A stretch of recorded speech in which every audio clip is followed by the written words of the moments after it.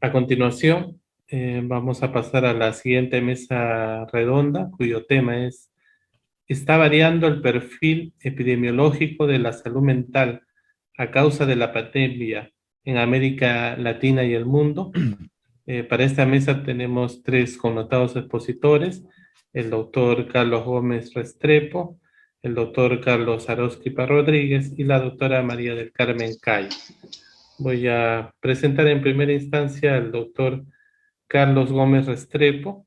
Él es decano de la Facultad de Medicina de la Pontificia Universidad Javeriana, Bogotá, Colombia, médico psiquiatra, profesor e investigador de la Universidad Javeriana de Bogotá, Colombia, magíster en epidemiología clínica, especialista en psiquiatría de enlace, PhD en salud pública, psicoanalista y miembro titular de la Sociedad Colombiana de Psicoanálisis y la Asociación Colombiana de Psiquiatría, profesor titular del Departamento de Psiquiatría y Salud Mental de la Pontificia Universidad Javeriana, decano de Medicina de la Pontificia Universidad y además director de la revista de la Sociedad Colombiana de Psicoanálisis, presidente de Latin Clem de Bogotá, Colombia. Como ven, tiene un vasto currículum.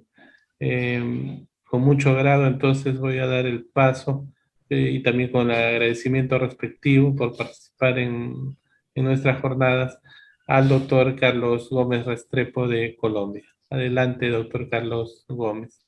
Bueno, doctor Vargas, muy amable por la invitación, al igual que a Humberto Castillo, por esa invitación tan importante a tan importante evento, las jornadas científicas institucionales. Voy a compartir pantalla para iniciar la presentación, que será alrededor de 15 minutos, cumpliendo con lo que me encomendó el profesor Vargas. Entonces, en primera instancia, quiero mostrarles, yo en este momento estoy en esta oficina de acá, como ven en la presentación. Este es el Hospital Universitario San Ignacio, que queda en medio de la universidad. Hoy en día el hospital está al 130% de ocupación, con varias dificultades a raíz de la pandemia y a raíz de lo que ustedes han conocido de los movimientos sociales que está viviendo Colombia. Esto ha llevado a un incremento de la pandemia y claramente un incremento de las dificultades en salud mental de todos los profesionales de la salud.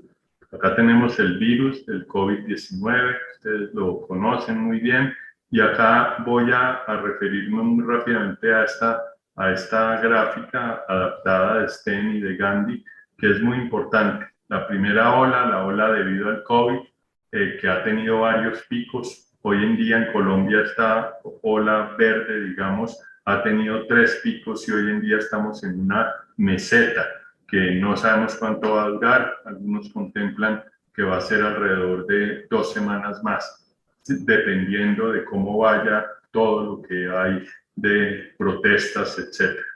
La ola roja, que es la ola de segunda ola, es el impacto de la restricción de recursos no urgentes o de condiciones urgentes no COVID, que ha llevado a fallecimiento, ustedes conocen, de personas con infarto, etcétera. La tercera ola, la restricción de atención a enfermedades crónicas de diversa índole, y la ola de lo psicosocial, que es la cuarta ola, que ya inició muy tempranamente en nuestros países y de la cual damos cuenta ahora. Las condiciones de salud mental, acá las tenemos, siempre hemos estado en rojito, naranjadito, o sea, alto nivel de problemas mentales o de condiciones neuropsiquiátricas dado por los DALIs y los QALYs hoy en día también que semejan muchas cosas. En el 2015 hicimos la encuesta nacional de salud mental, o sea, antes de la pandemia, en la cual hicimos todo un espectro desde salud mental, pasando por problemas mentales y llegando a trastornos mentales, que da crédito de algunos de los datos que les vamos a presentar. Colombia hasta el 2015 tenía un Apgar familiar con alguna dificultad en un tercio de los hogares de Colombia, que denotaban alguna disfunción familiar, siendo afortunadamente severa únicamente en un 7% o 5% dependiendo del grupo de edad, y moderaba alrededor del 10%, pero un 30% digamos globalmente. Tenían apoyo cuando tenían algún problema, se les preguntó a las personas qué tanto apoyo tienen y referían que nunca tenían apoyo, alrededor de un 22% de las personas mayores de 60 años, un 15% de los 45 a 59 y globalmente en jóvenes también alrededor de 10% referían no tener apoyo. Esto era así antes de la pandemia. Claramente con la pandemia ha venido algunas dinámicas, las cuales unas conocemos y otras no. El RQC, que es una escala que mide problemas en niños, teníamos que el 44% de los niños tenían alguna dificultad en Colombia, problemas, no trastornos. Luego, en materia de adolescentes, esto ya son trastornos. 7.2% de los jóvenes en Colombia tenían algún trastorno de los medidos, depresión, trastorno bipolar, fobia social, etcétera. Y en materia de adultos, el 9% en la prevalencia de vida, con un predominio mayor en depresión mayor, y el alcohol no está metido acá, pero el alcohol teníamos cifras que iban del 12% al 18% de abuso o dependencia de alcohol. La pandemia, ¿qué ha traído? Ha traído mucho miedo frente a la enfermedad, a la muerte, cada vez mayor, con una gran negación en poblaciones más jóvenes de lo que viene pasando. Esto ha traído, este miedo ha traído efecto en decisiones individuales, familiares, laborales, educativas, que ha tenido grandes repercusiones sociales, económicos, y todo esto ha llevado a una gran desesperanza. Tal vez, y esto ustedes lo conocen, en un estudio cuando inició la pandemia, de Argentina, mostró algo que replicamos acá: la gran incertidumbre, el miedo, la preocupación, ansiedad, angustia, impotencia, etcétera, derivado de todo lo que estamos viviendo. Ya hay algunos problemas que empezaron a suscitarse, mayormente depresión, ansiedad, rabia, actitudes irritables, agresivas, estrés, miedo, trastorno de estrés secundario a trauma, tanto de personal de la salud como de personas que ingresaban al hospital, y todas las vivencias que han tenido que tener han repercutido: aislamiento social, soledad, estigma. Este aislamiento ha repercutido enormemente en personas de mayor edad que vivían solos y que no tenían con quién estar, insomnio, sobre todo inicialmente. Hubo un pico muy grande de insomnio y luego empezó a bajar. Sin embargo, no sabemos cómo va a ir. ¿Qué ha pasado? ¿Qué trastornos hay asociados a la pandemia? Estos son datos internacionales, datos nacionales. Les mostraré lo que tenemos ahora. El 58% del personal de salud cumple algún criterio de trastorno mental. Esto es una publicación, digamos, reciente de un journal europeo, en que muestra el trastorno de estrés postraumático, la ansiedad y la depresión muy frecuentemente, o comorbilidades de ellas: preocupación de infectar a otros, sentirse estigmatizado, y múltiples preocupaciones alrededor de la carga y del burnout, que claramente antes de empezar la pandemia, en algunos grupos que ya teníamos datos de personas de la salud, llevaban hasta el 47%. Esto claramente se ha incrementado, y en días recientes más. Acá tenemos los trastornos asociados a la pandemia en la población general. La población general, en una cohorte recientemente publicada hace un mes de Perlis en JAMA, obtuvieron que el 52% presentaron trastorno depresivo mayor por el PHQ-9.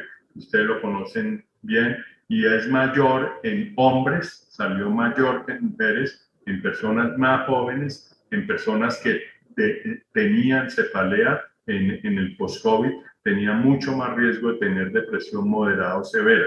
En una cohorte de sobrevivientes, que esto es de hace 8 o 10 días, de Lancet Psychiatry, aparece una cohorte de sobrevivientes de más o menos 4.000 personas que siguieron. Encontraron que 17 al 19% tenían ansiedad, el 1.4 a 2.7 episodios psicóticos. Este rango va en que aquellas personas que habían ingresado a la unidad de cuidado intensivo tienen mucho más riesgo que aquellos que fueron manejados en casa.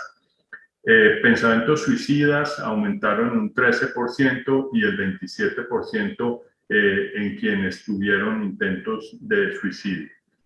Acá está la escala PHQ-8, que ustedes ya conocen bien, que básicamente tiene los mismos criterios que uno utiliza regularmente en el CIE-10 o el DSM-4, pues 5 hoy en día para depresión.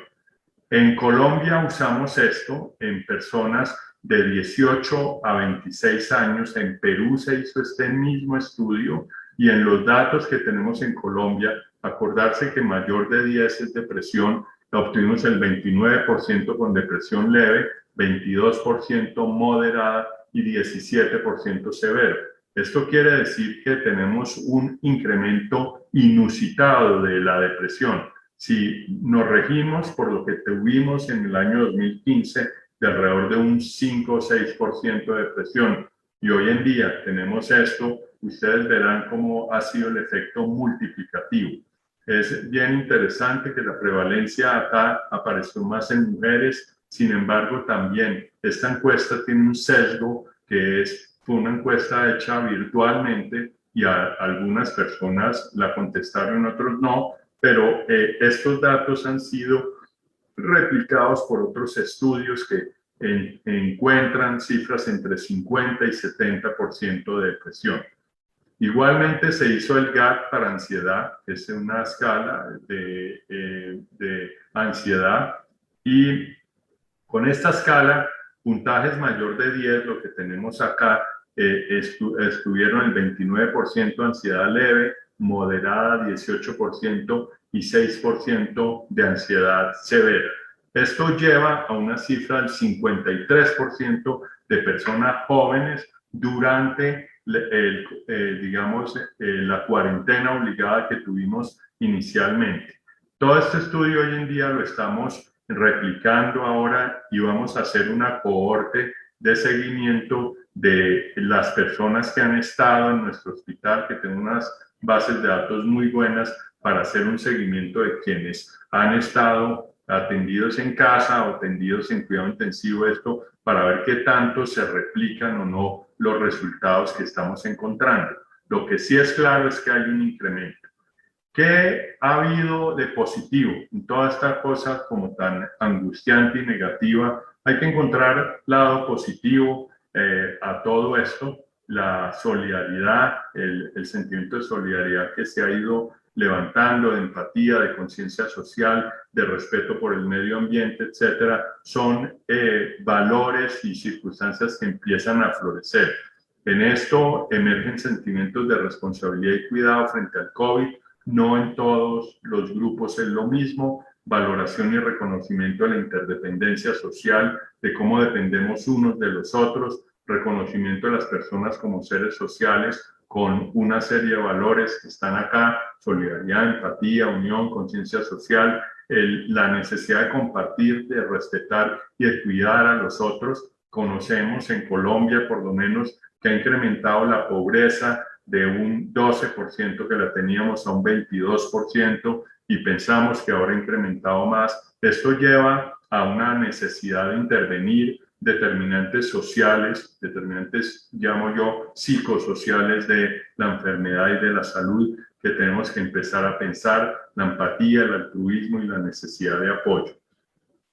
Igualmente, hay una serie de recomendaciones que emergen sobre la solidaridad, la necesidad de comunicarnos mejor, de comunicarnos sin daño. Alrededor de ello produjimos un libro de comunicación sin daño que está online en la web para ver cómo nos podemos comunicar, de mantener las reglas que todos ya conocemos, como la distancia física y no social, y el confinamiento, que suena a una palabra cercana a apresar a alguien, como el aislamiento físico voluntario, etcétera, son cosas muy importantes de considerar.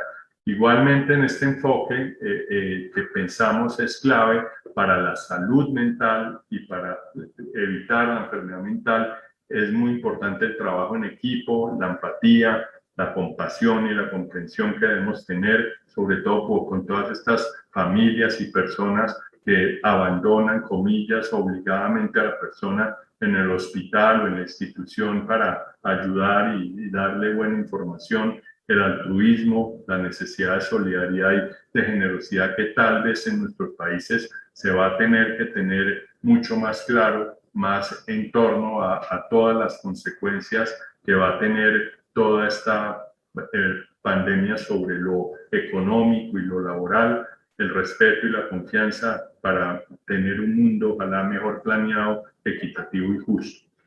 En resumidas, ha aumentado la situación que teníamos antes. Tenemos datos, digamos, parciales en depresión, en ansiedad, en intentos de suicidio, que muestran que esto ha incrementado grandemente y tenemos que empezar a intervenir allí. Muchas gracias. Muchas gracias, doctor Carlos Gómez Restrepo, por esta interesante exposición. Damos paso ahora al doctor Carlos Arósquipa Rodríguez. El doctor Carlos Arósquipa es médico salubrista, especialista en salud internacional, con más de 20 años de trabajo nacional e internacional en salud pública, y actualmente se encuentra elaborando en el programa subregional para América del Sur de la OPS y OMS. Damos paso entonces al doctor Carlos Arósquipa. Muchísimas gracias, doctor Vargas. Muchísimas gracias al Instituto de Salud Mental por esta invitación y por permitirnos participar de esta actividad académica que precisamente se hace en conmemoración de su aniversario. Para mí es un enorme placer participar en esta mesa, compartiendo también estas ideas con tan distinguidos ponentes y colegas. Y yo quería referirme en este caso y en esta oportunidad más hacia un tema de la esfera global, del ámbito global, ¿no? Y en ese sentido, me gustaría primero empezar refiriéndome a lo que nos ha mostrado el último reporte Lancet sobre la carga de enfermedad a nivel mundial. Este estudio es probablemente uno de los esfuerzos más importantes por caracterizar la salud de la población a lo largo de los años. Incluye un análisis usando un indicador sintético de la salud, que es la carga de enfermedad, que pondera los años de vida perdidos no solamente por las muertes prematuras, sino sobre todo por la discapacidad. Antes de la pandemia, el estudio nos había mostrado algunos datos particularmente importantes, relevantes, que me gustaría señalar, ¿no?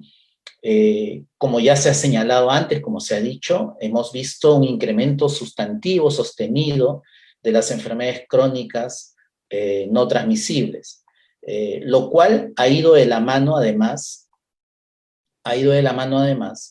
con un incremento significativo de la prevalencia de los factores de riesgo asociados a actividad física, asociados al consumo de alimentación no saludable, asociados también al uso y abuso de sustancias.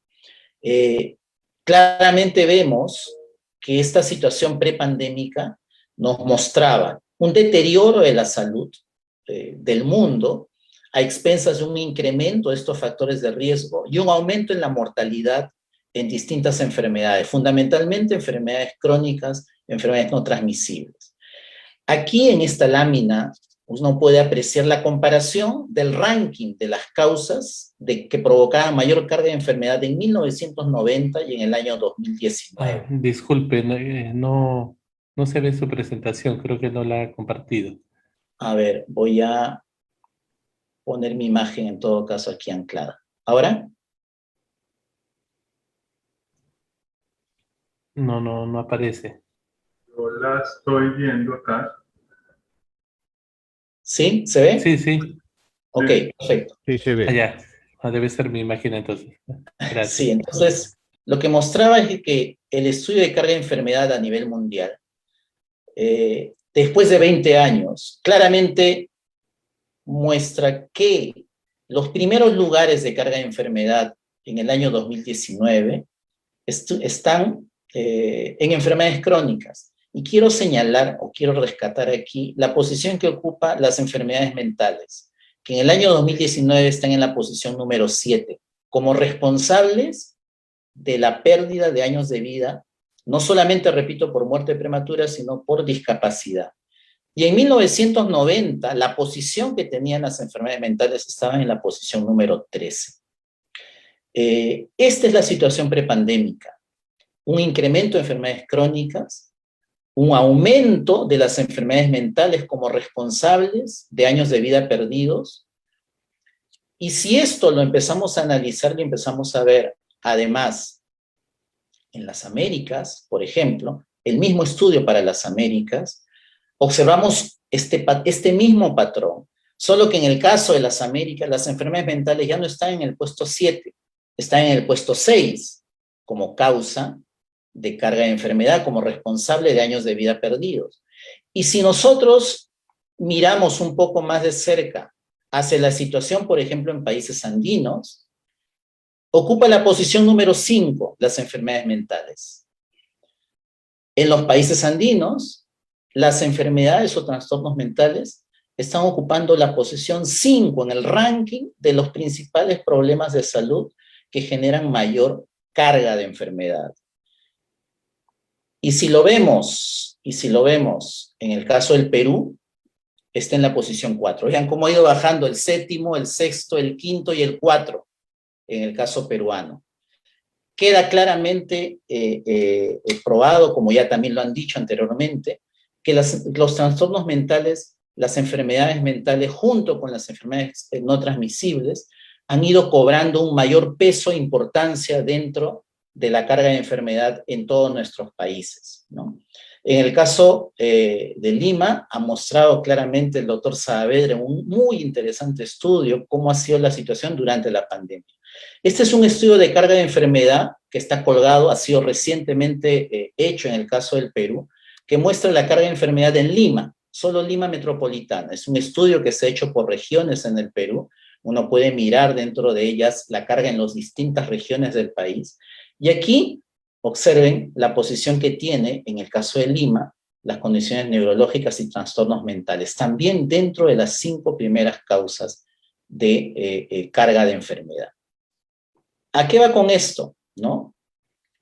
Claramente, antes de la pandemia, observamos y vimos un incremento de las enfermedades crónicas no transmisibles.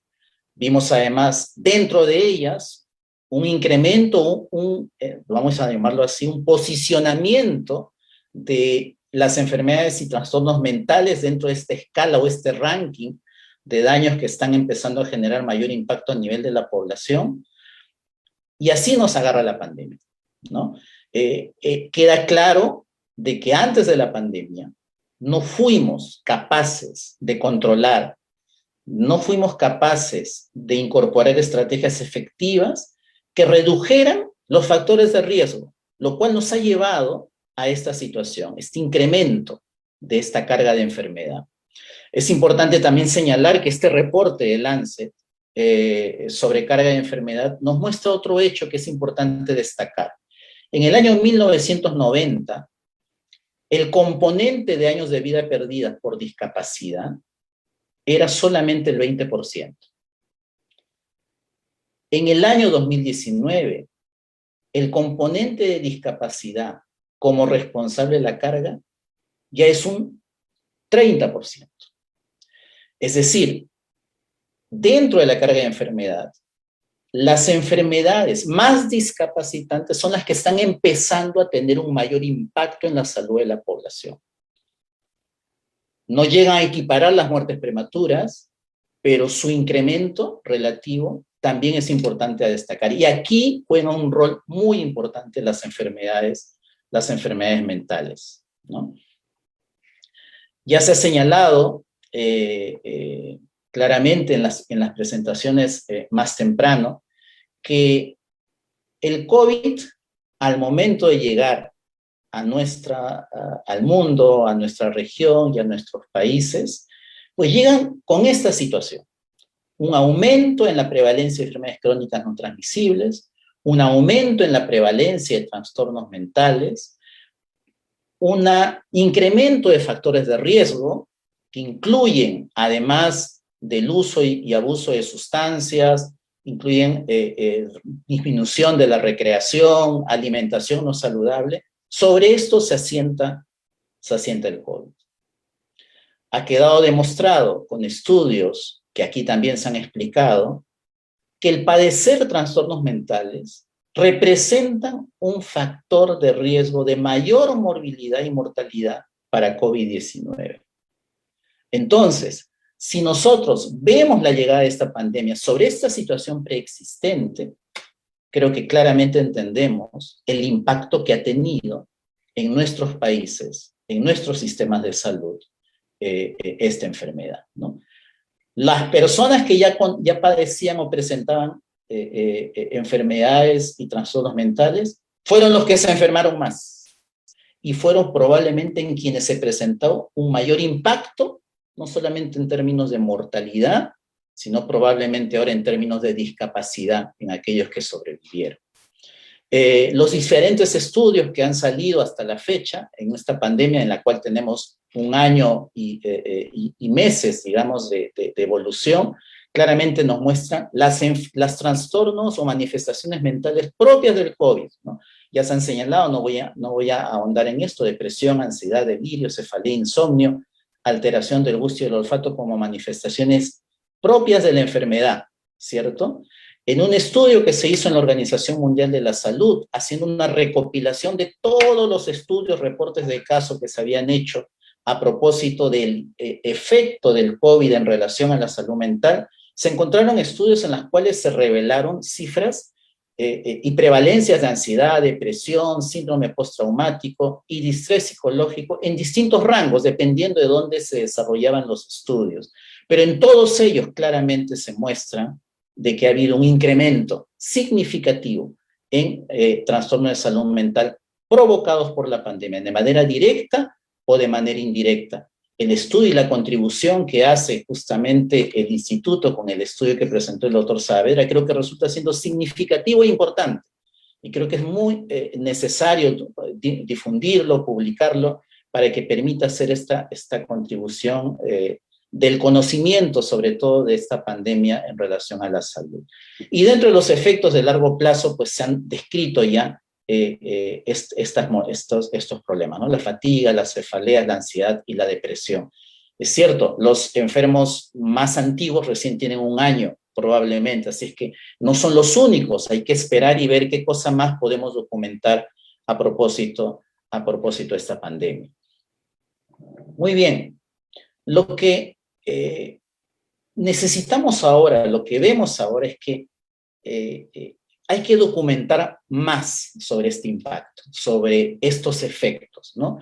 Yo quiero en ese sentido felicitar y reconocer el trabajo que han hecho investigadores del Instituto de Salud Mental para caracterizar el impacto de la salud mental en el caso de Lima, que ha tenido el COVID-19, ¿no? Pero a nivel global también se están haciendo estos estudios, se están haciendo estos análisis. La Organización Mundial de la Salud, la Organización Panamericana de la Salud también están ayudando y apoyando a recolectar toda esta data para poder traducirla en instrumentos de política pública que nos ayuden a formular políticas públicas que resulten siendo apropiadas, ¿no? Y hemos señalado los efectos de largo plazo, estos que están ya descritos en estos reportes y en estos estudios. No voy a ahondar mucho en esto, pero sí rescatar algo que señaló el doctor Walter Mendoza temprano en la mañana y que también fue visto, mostrado en los diferentes estudios.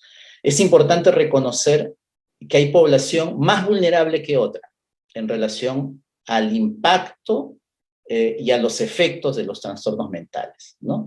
Y aquí hay que poner en primer lugar al personal de salud, como una población particularmente vulnerable. Y necesitamos documentar esto, necesitamos entender mejor esto, puesto que si el personal de salud afectado por los trastornos mentales no tiene una intervención apropiada o adecuada, comprenderán que la respuesta del sistema también se va a ver vulnerada, ¿no? Se va a ver afectada. Los adultos mayores.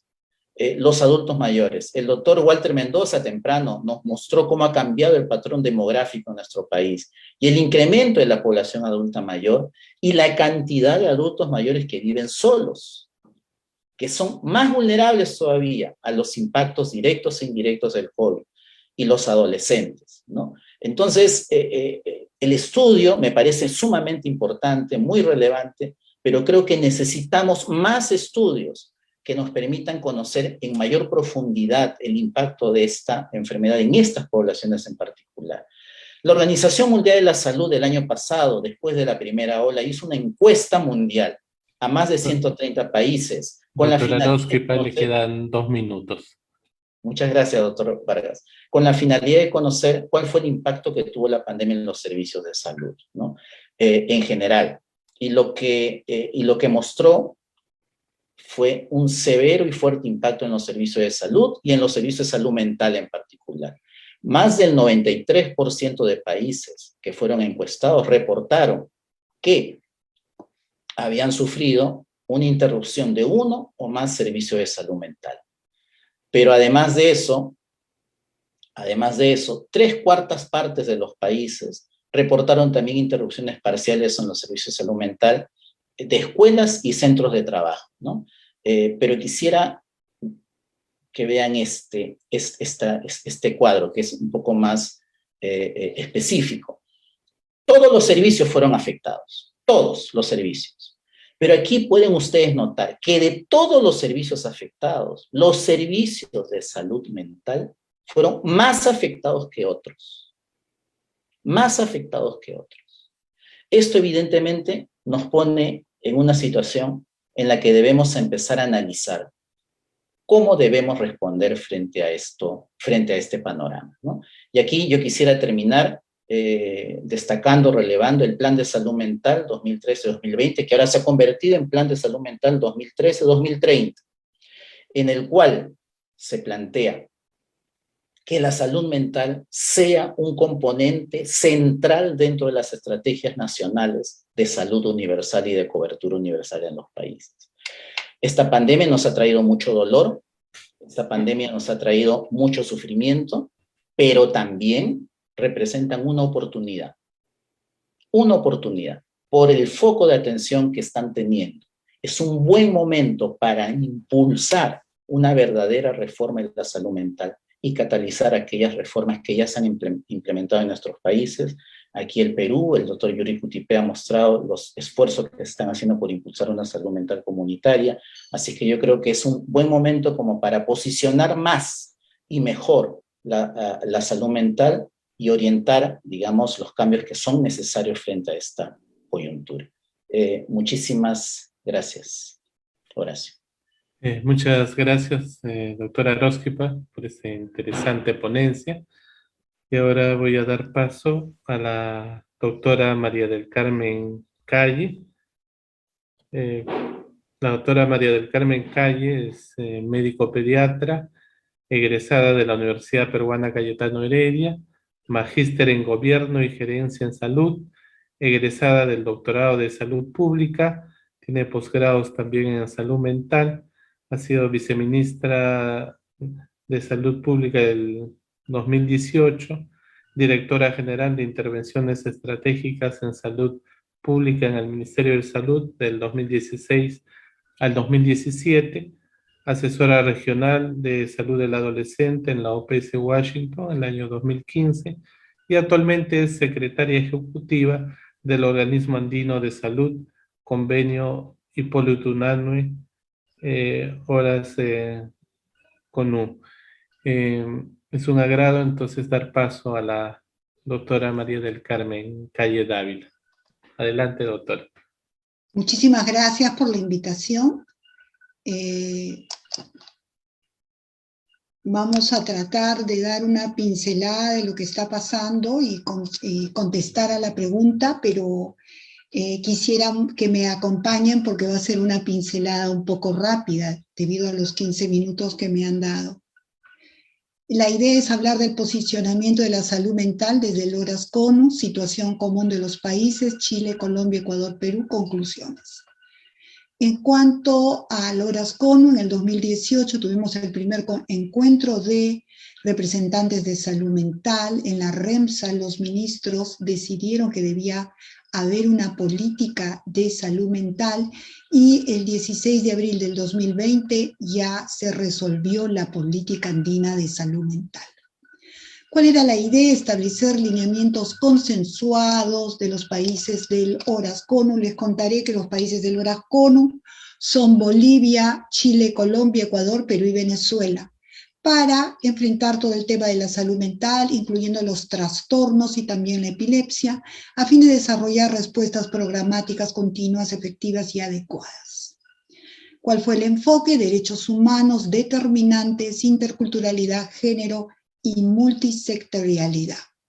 ¿Cuáles eran nuestras líneas estratégicas? Promoción de la salud mental, prevención de los trastornos, incorporación de la atención en salud mental a nivel comunitario, formación en salud mental comunitaria, desarrollo de los sistemas de información y organización de la atención de salud mental de los países andinos en base a un modelo de atención integral centrado en el ámbito comunitario. ¿Cuál es la situación? Con la pandemia, los servicios de salud mental en la región interrumpieron sus actividades en mayor o en menor grado, ¿no? Y definitivamente se registraron menos casos de problemas y trastornos de salud mental, a pesar de contar con estimaciones y diversos estudios que aseguran un inminente incremento de dichas cifras. Pese a los limitantes impuestos por la pandemia, esta exigió la incorporación de la telesalud como una opción para adaptar los servicios. Hablaremos un poquito de Chile. Ellos tienen la ley 21331 del reconocimiento y protección de los derechos de las personas en la atención de salud mental. Y bueno, Chile tiene una red de atención primaria de salud, está en todas las comunas del país. ¿Qué cosa se hizo en cuanto a COVID? Definitivamente hubo acompañamiento de salud mental a personas diagnosticadas con COVID, también a los familiares y también a niñas y niños que estuvieron en proceso de duelo. Habían facilitadores durante la pandemia, pero deberíamos hablar de los principales nudos críticos. Uno, el acceso insuficiente a medios tecnológicos, la reasignación de funciones, el desgaste de los equipos de salud, la necesidad de rescatar a la población que interrumpió sus tratamientos y definitivamente la pandemia ha aumentado la brecha de atención en salud mental. Hay estudios que demuestran que definitivamente el estado de ánimo era peor o mucho peor en comparación en la época anterior al coronavirus. Si hablamos de síntomas de depresión, definitivamente hay mayores síntomas de depresión, incluyendo suave, moderado y severo. Ha habido un incremento entre noviembre del 2020 y abril del 2021.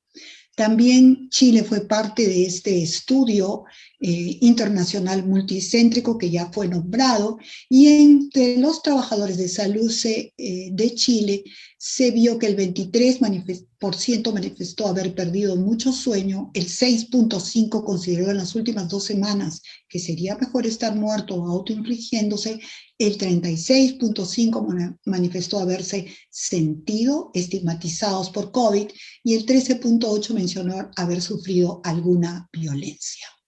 ¿Cuáles son los desafíos urgentes según Chile? Adecuación de las modalidades de atención, abordar las repercusiones psicosociales, intervenciones remotas, hay que acompañamiento psicosocial a la población que lo requiera, fortalecer la participación de la comunidad y definitivamente rescate de la población del tratamiento que se postergó por las atenciones.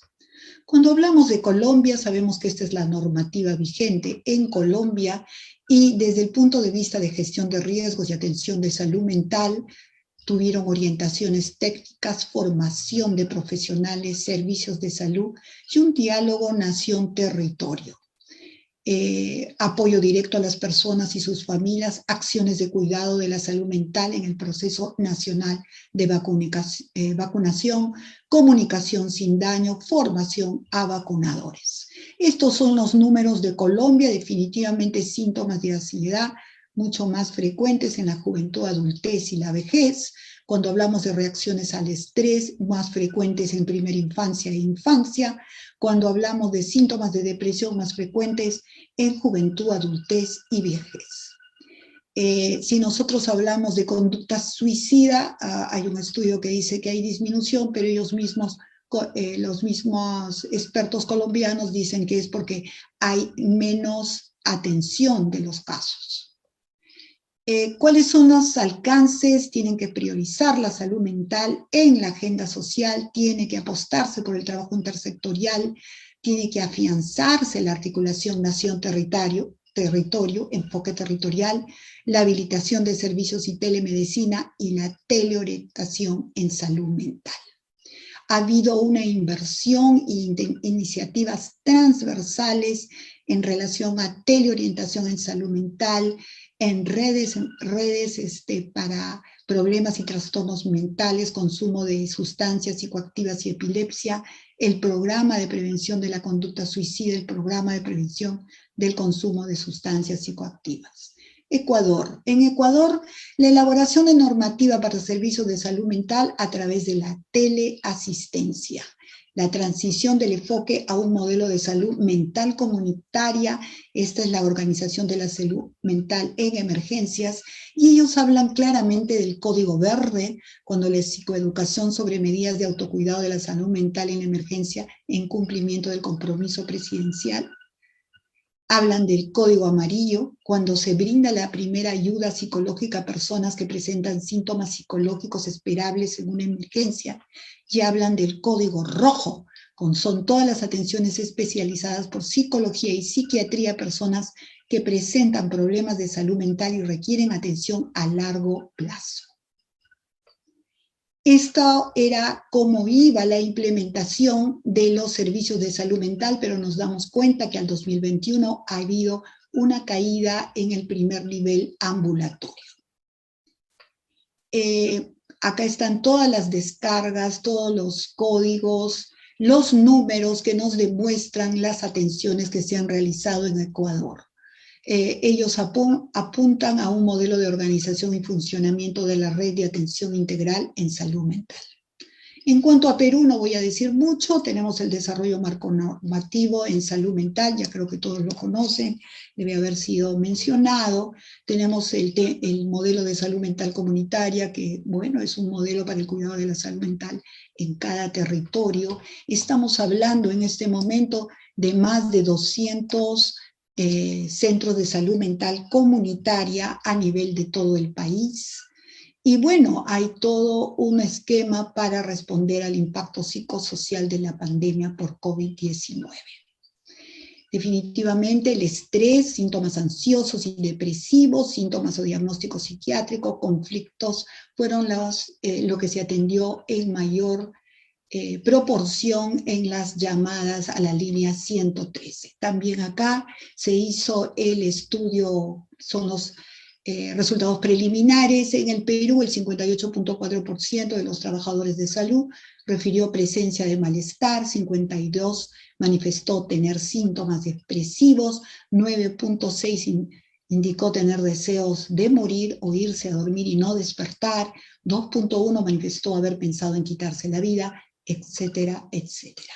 También se usó una encuesta para niños y adolescentes con 12.500 participantes.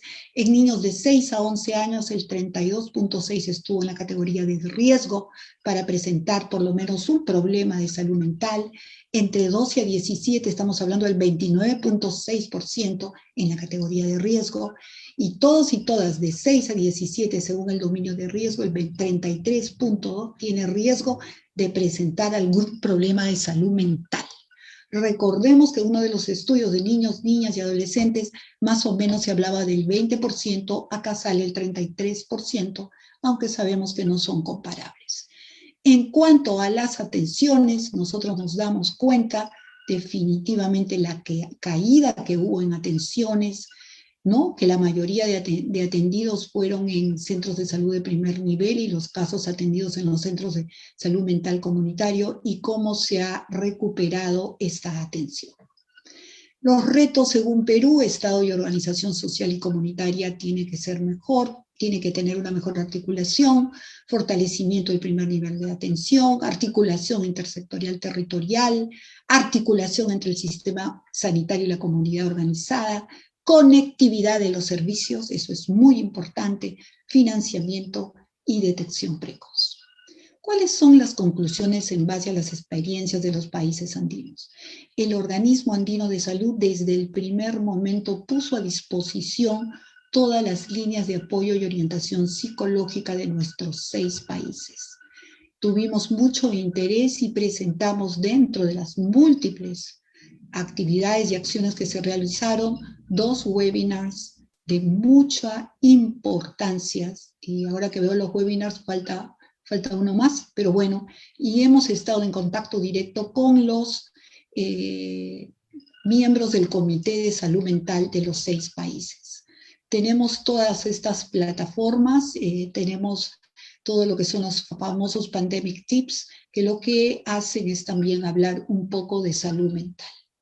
En este momento, ¿qué tenemos que priorizar? Atención a personas con mayor riesgo psicosocial, controles de salud mental, continuidad de tratamientos farmacológicos y acompañamiento psicosocial a la población afectada.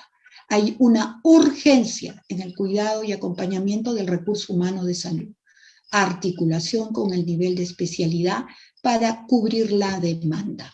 ¿Cuáles son los desafíos urgentes? Cuidado del recurso humano de salud, adecuación de las modalidades de atención, abordar las repercusiones e intervenciones remotas. Requieren un acceso a tecnología. El acceso a Internet también es una forma de desigualdad.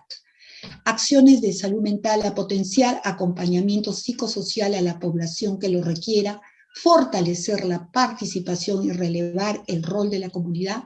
En este momento hay una reunión de agentes, de trabajadores comunitarios. ¿Y cuáles son las lecciones aprendidas? Definitivamente se ha exacerbado las enfermedades de salud mental y las dificultades en la respuesta. ¿Se ha afectado a los servicios de salud?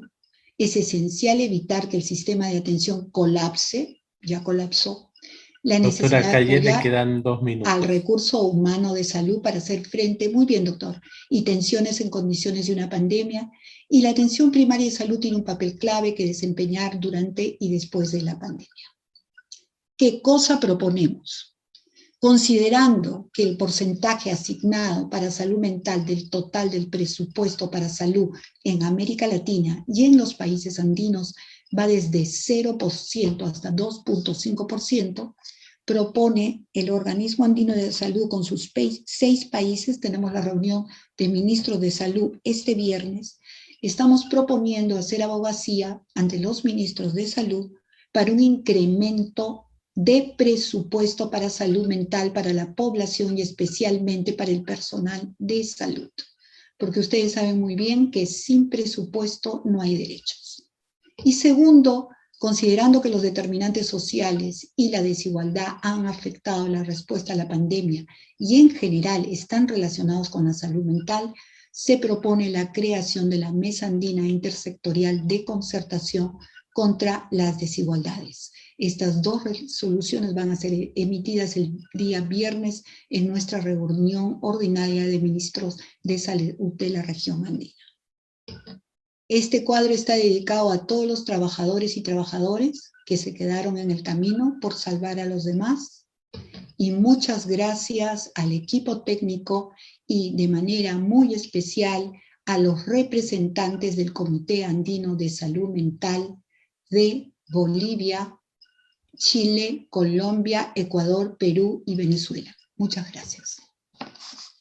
Muchas gracias, doctora Calle, por esta interesante ponencia. Realmente hemos tenido 3 ponencias que nos han ilustrado bastante y nos están proporcionando datos muy relevantes en relación a este impacto de la pandemia en la salud mental. A los expositores, ¿algún comentario final? ¿No? Un par de minutos para cada uno. Empezaremos por el doctor Carlos Gómez Restrepo. Muchas gracias, doctor Vargas, y muchas gracias a la doctora María del Carmen Calle y al doctor Aroskifa por sus presentaciones, que creo que muestran a lo que estamos abocados. Una pandemia en salud mental brutalmente grande, en que tenemos que contemplar también cómo vamos a educar a las personas, cómo vamos a educar a las personas que se están formando y las que le van a dar continuidad a los programas que implementemos. Pienso que es hora de reevaluar en mucho la formación que se da en materia de salud en todas las áreas, contemplando claramente un predominio que debemos ir instaurando en salud mental, porque el problema no solo es hacer el programa, sino es que el programa sea efectivo. En algunos programas que tenemos acá en Colombia, hemos visto que en el nivel primario, a pesar de que muchas personas con depresión o con ansiedad llegan, no son reconocidas como tales por falta de formación.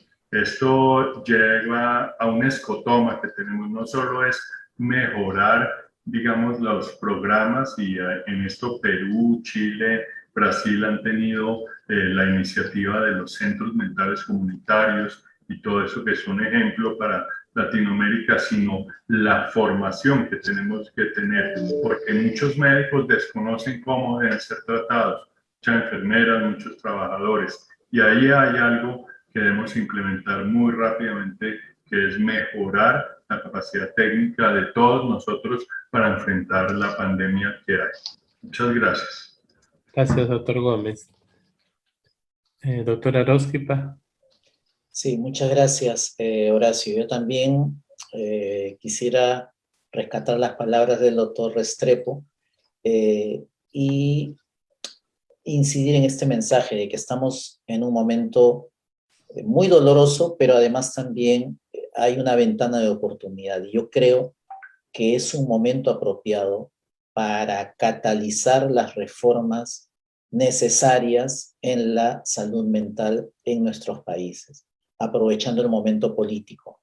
Creo también fundamental y necesario desarrollar las capacidades en los recursos humanos para cuidados integrales en salud mental. Y esto incluye desde los profesionales de la salud, los médicos evidentemente, los otros profesionales, pero pensar en que esto es fundamental y necesario en distintos ámbitos o campos, ¿no? Un tercer mensaje que me gustaría afianzar es esto que señalé en la presentación. Todos los países están abocados a impulsar y promover la salud universal. No podemos permitir que la salud mental quede fuera de estas estrategias. Creo que es momento para posicionar dentro de esas estrategias de salud universal, de cobertura universal, hay que meter a la salud mental dentro de ellas, que es la manera, creo yo, en la que podemos ser exitosos en impulsar reformas. Y finalmente, es creo importante organizar servicios comunitarios que protejan, que promuevan los derechos y la salud de las personas y familias con un enfoque integral y con un enfoque también comunitario basado en derechos. Muchísimas gracias. Muchas gracias, doctora Calle. Bueno, muchas gracias por haberme dado la posibilidad de compartir con ustedes. Gracias a Carlos, gracias al otro Carlos y gracias a ti, Horacio, por estar aquí.